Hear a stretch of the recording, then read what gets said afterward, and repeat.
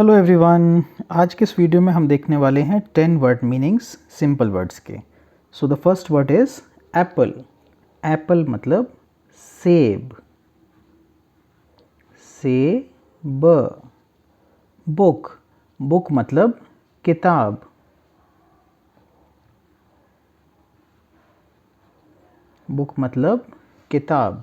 Water. Water मतलब पानी।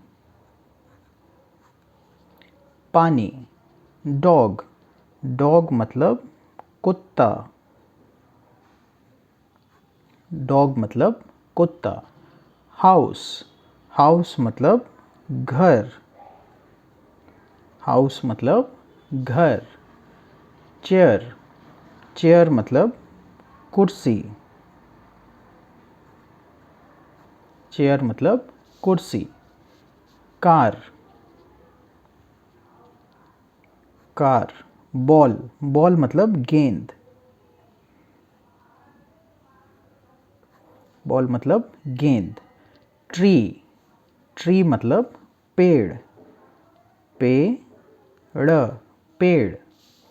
सन। सन मतलब सूर्य।